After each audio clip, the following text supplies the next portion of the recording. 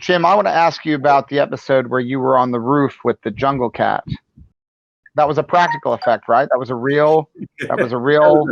That was a leopard. real jaguar. Jaguar. That was a great day that I was scared out of my fucking mind the entire day. And As you should be, as you should have been. That thing was huge. And there were 4 scenes with it. Yeah. The first one, it's sleeping. And I come in and I'm taking care of, I think it's Bruce Smith's cat. He asked me to house sit for his cat. And I come in and I trip over a chain and fall next to that. And I turn and look at it. And we couldn't do a fall because you can't be surprising this animal. I laid right next to it. Our heads are this far apart. And it was sitting there like this. And it lifted its head and went, just like that, just a yawn. And they, of course, put a, and I looked in that mouth and I went, oh, fuck. That is beautiful. Beautiful. It's death. It's I got death out. on 4 legs. The next one, I'm feeding it food. It's supposed to be pills.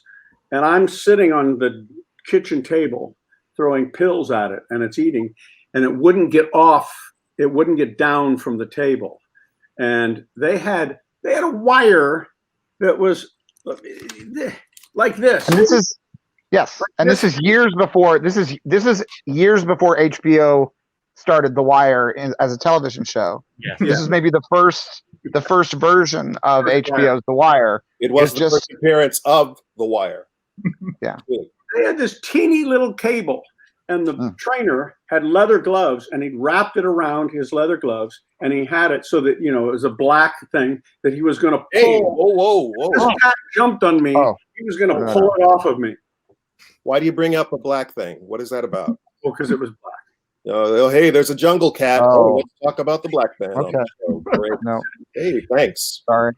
So the two that were frightening, it's on the roof, and the TV goes out in Bruce Smith's TV, and I go, what's going on? It must be the antenna.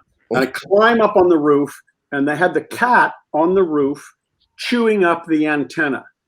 And the way they did that was they put a bunch of meat around the antenna, and they had built a platform for the crew to shoot basically over the cat's shoulder, over the cat at me, crawling at him. So I'm crawling at it. I think his name was Maggie, or her name was Maggie. Oh my God, Maggie, what did you do? And I'm crawling while she's eating meat on the roof. And I got 5 feet away, and she goes like this. Yeah.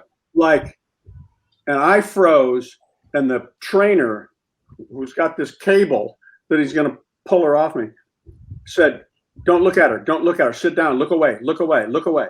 The crew can't hear any of this. They're shooting way over there. And I turn and I sit on the roof and I look down. I just look away, and I'm not looking, and I'm not doing any of the lines.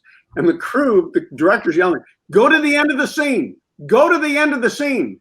And I went, I can't. I'm trying to speak as softly as I can. I can't do anything. I can't do anything. Stop it. Go to the end of the scene. Jim, pick it up where. And then there was one more scene at night where it's ripping up the couch, and I come in and discover it. 11 o'clock at night. This cat's been with us all day long.